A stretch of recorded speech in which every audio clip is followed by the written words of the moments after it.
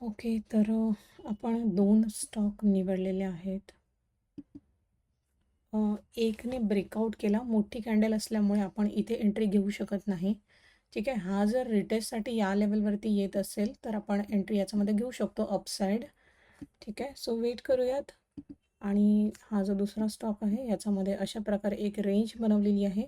याचा ब्रेकडाऊन जर होत असेल, तर आपण याच्यामध्ये डाऊनसाईड एंट्री करू शकतो.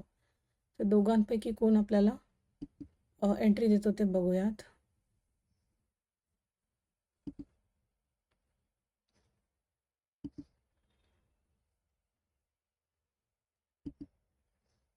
वाटत आहे याच्यामध्ये एंट्री मिळू शकते आपल्याला जर खाली आला तर, कारण की मार्केट डाऊन आहे.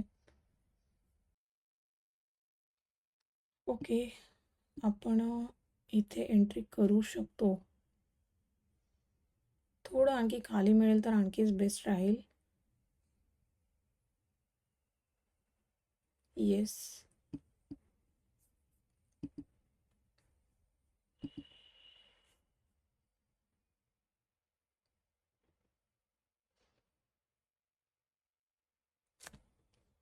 ओके. अरे यार, वरती बाय झालाय आपला. ह्याच्यासाठी आपण लिमिट ऑर्डर्स टाकून ठेवायच्या. शिट, गडबड झाली. आपला वरती बाय झालाय.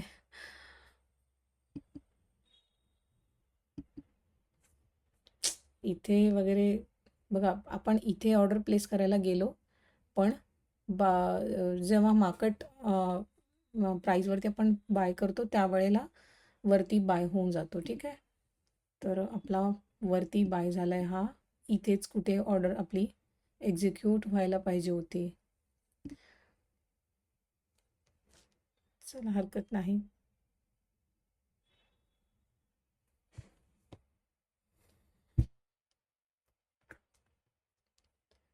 चला, प्रॉफिटमध्ये आहे ट्रेड आपला.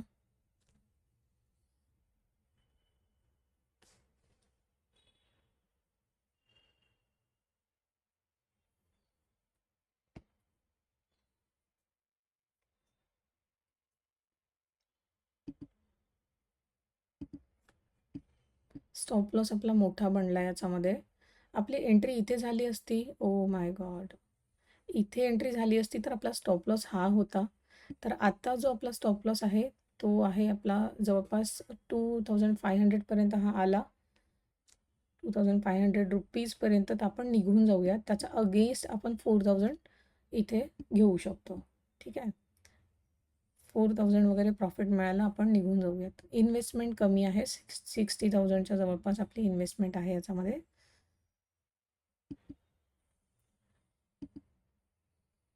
याने अजून एंट्री दिली नाही. याच्या खाली हा आला तर आपण याला प्लॅन करू शकलो असतो, पण अजून हा टाइम स्पेंड करतो आहे. बघूयात.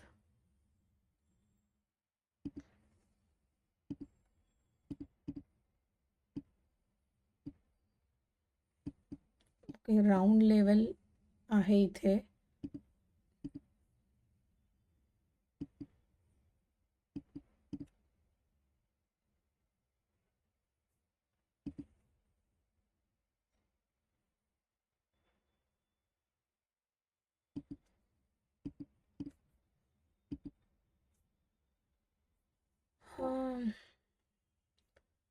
राऊंड लेवल असल्यामुळे रिजेक्शन घेतल्यावरून, तर हा जर ब्रेक झाला तर हा छान जाऊ शकतो.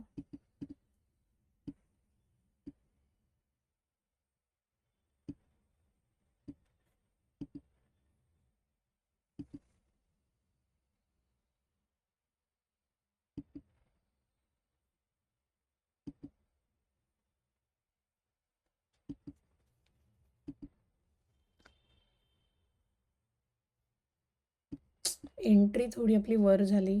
इथे एंट्री व्हायला पाहिजे होती. शिट.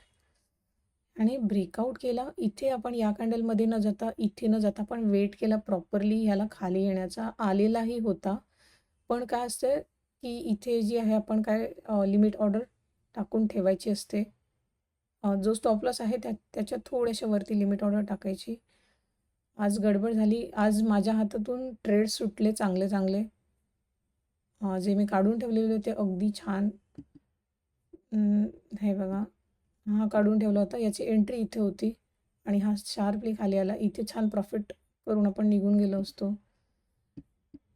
हा पण न्यूजवाला स्टॉक होता. ह्याच्यामध्ये पण होती, ह्याच्यामध्ये पण होती, सगळे सुटले. ह्याच्यामध्ये सुद्धा होती आणि ह्याच्यामध्ये पण होती. शिट.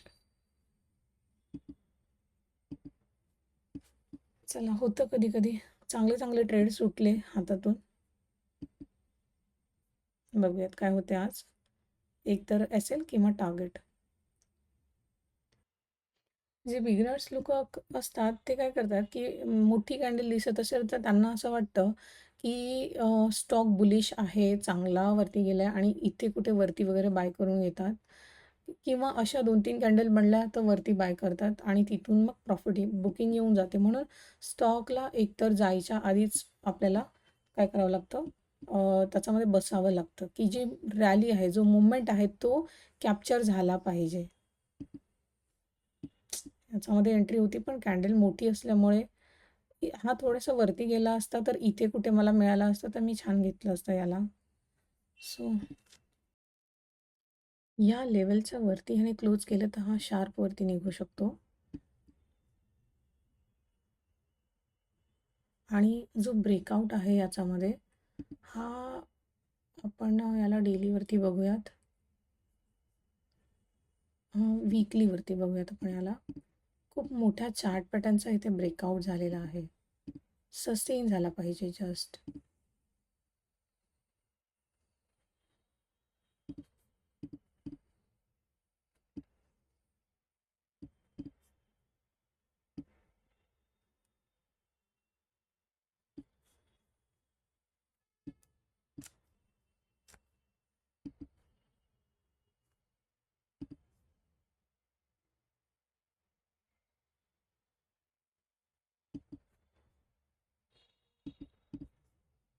ठीक आहे.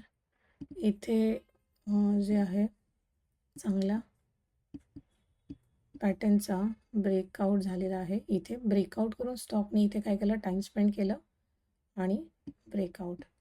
ठीक आहे, छान, अगदी छान. याच्यावरती निघाला पाहिजे. छान जाऊ शकतो हा इथून. आपली एंट्री ॲक्च्युली खाली व्हायला पाहिजे होती. म्हणजे अगदी आपण आपल्याला लॉस दिसलाच नसता. ठीक आहे, एंट्री घेतल्या घेतल्या प्रॉफिटमध्येच आपण आलो असतो. ठीक आहे, चालेल. कधी कधी होतात गोष्टी. आपण प्लेस केला इथे पण तो वरती जाऊन आपला हे झाला मार्केट प्राईजवरती हा एक्झिक्यूट झालेला होता. चालेल, स्पाईक देऊन ब्रेक कर म्हणा आणि शार्प आपल्याला 4050 हा टार्गेट आपण लावून ठेवूयात. इथपर्यंत हा आला पाहिजे.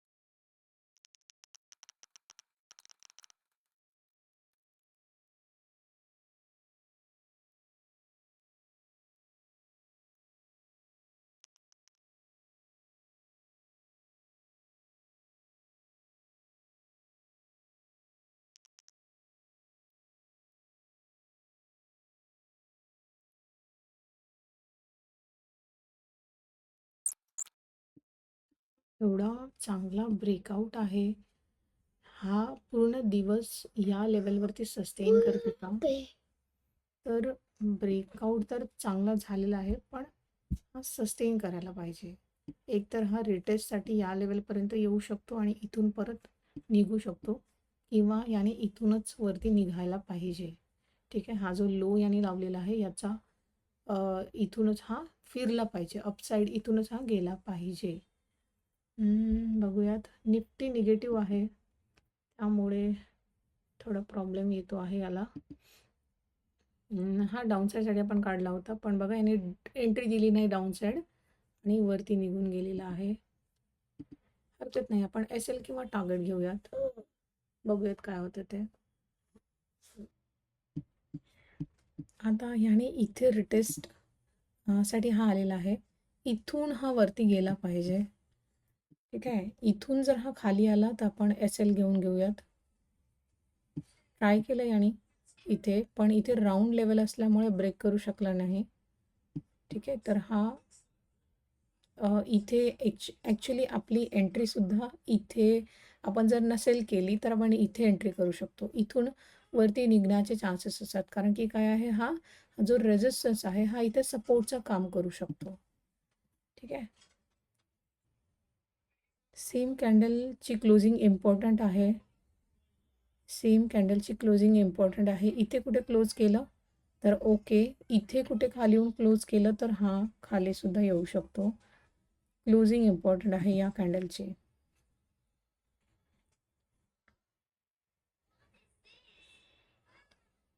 ओके.